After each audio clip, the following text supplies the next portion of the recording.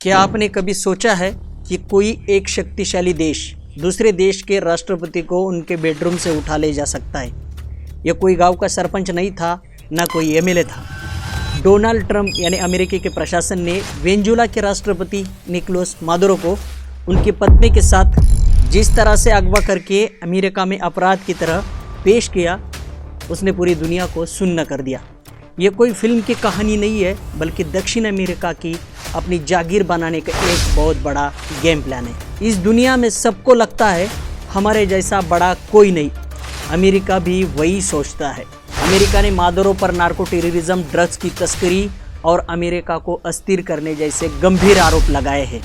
सच है कि मादुरो की हुकूमत में लोकतंत्र की धज्जियां उड़ी और विपक्ष को कुचला गया, लेकिन सवाल यह है कि क्या किसी संप्रभु देश के प्रमुख को एक मामूली तस्कर जैसा व्यवहार करना अंतर्राष्ट्रीय कानून का उल्लंघन नहीं है? ये गिरफ्तारी सिर्फ न्याय के लिए है या इसके पीछे कुछ और काला सोना छिपा है? इस पूरी कार्रवाई की जड़ है 1823 का मोनरो डॉक्ट्रिन में छिपी है, जिसमें अमेरिका ने कहा था कि पूरा पश्चिमी गोलार्ध उनके प्रभाव क्षेत्र है। अब डोनाल्ड ट्रंप ने भी इसे अपना नाम बनाकर मोनरो डॉक्ट्रिन का नाम दिया है। इसका सीधा मतलब है मेरा इलाका मेरा राज। ट्रंप चाहते हैं कि क्या लैटिन अमेरिका से रूस और चीन का प्रभाव पूरी तरह से खत्म हो जाए और वह सिर्फ वाशिंगटन की हुकूमत चले। आखिर अमेरिका की नज़र वेनेजुएला पर क्यों है? जवाब है खजाना। वेनेजुएला के पास दुनिया का सबसे बड़ा तेल भंडार है। उसमें लगभग 303 अरब बैरल है, जो सऊदी अरेबिया से भी ज़्यादा है। इसके अलावा दुनिया का छठा सबसे बड़ा नेचुरल गैस भंडार, विशाल सोने की खदानें और हीरे मौजूद है।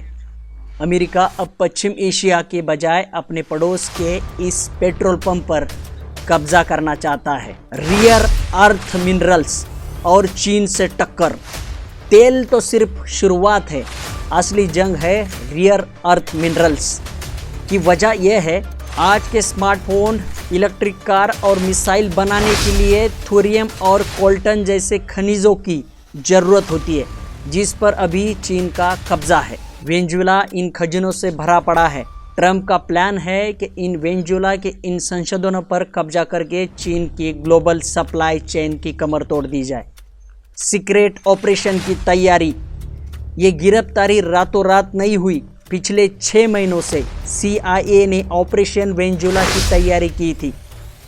कैरिबियन समुद्र में वेनेजुएला के तेल के टैंकरों को घेराबंदी की गई। ड्रग्स के शक में कई जहाज़ों पर बमबारी की गई, जिसमें मासूम नागरिक भी मारे गए। ट्रंप ने पहले ही आदेश दे दिए थे कि मादुरो शासन की जड़ से उखाड़ फेंकना है, ताकि दक्षिण अमेरिका में अमेरिका विरोधी आवाज़ को शांत कर दिया जाएगा। इतिहास खुद दोहरा रहा है। क्या अमेरिका पहली बार ऐसा कर रही है? बिल्कुल नहीं। 36 साल पहले जॉर्ज बुश ने पनामा के राष्ट्रपति नोरिएगा के साथ यही किया था। 60 साल पहले फिदेल कास्ट्रो के क्यूबा को भी ऐसा ही दबाने की कोशिश हुई थी। ट्रंप की रणनीति साफ है। क्यूबा, निकारागुआ और वेनेजुएला जैसे देश को अस्थिर करो और वहाँ अपनी कठपुतली सरकार बैठाओ। भारत पर इसका क्या असर होगा? अगर अमेरिका वेनेजुएला के तेल पर कब्जा करती है तो भारत को सस्ता तेल मिल सकता है, लेकिन अंतर्राष्ट्रीय संप्रभुता का क्या? आज वेनेजुएला है, कल कोई और देश हो सकता है। क्या ये एक नए अमेरिका साम्राज्य की शुरुआत है? आप इसके बारे में क्या सोचते हैं? कमेंट में ज़रूर बताएं। मैं रंगून ठाकरे अगले वीडियो में सखोल विश्लेषण के साथ फिर मिलूँगा। जय हिंद।